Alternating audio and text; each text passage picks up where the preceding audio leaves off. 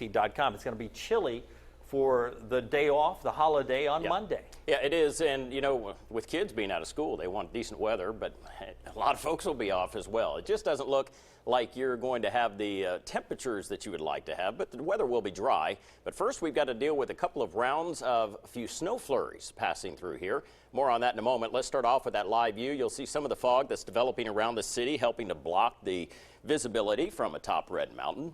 And our current temperature now 52 degrees, winds out of the south-southwest at 5, and that little bit of a breeze, that is having an impact on how much fog is able to develop for now. But once that starts to die down a little bit, we'll see more of that fog developing. But throughout the night tonight, temperatures beginning to drop after we get past midnight, and especially into early tomorrow morning. We'll see numbers into the lower 40s for most spots. And at 7 o'clock, as an average, we'll see around 40 degrees. But notice the cloud cover all throughout the day. It's going to be tough to shake the clouds.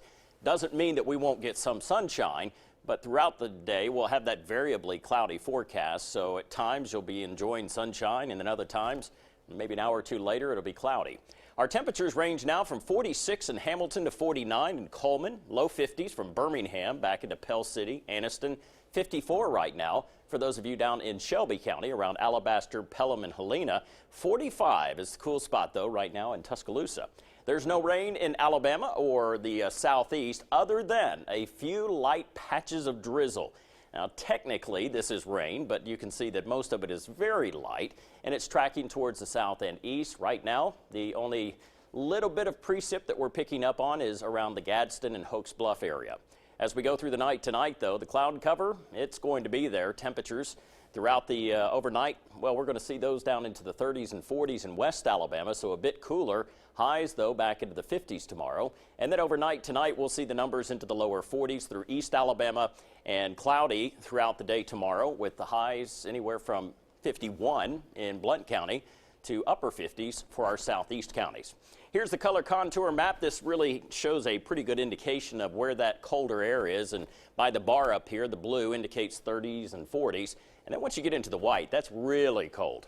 Now watch as we go through the night tonight. That cooler air continues to drift towards the south. We will warm up a bit tomorrow, and then we'll have another little push of that cooler air getting all the way down to the Gulf Coast. This is Sunday morning. Then we will have at least a few flurries passing through before all is said and done.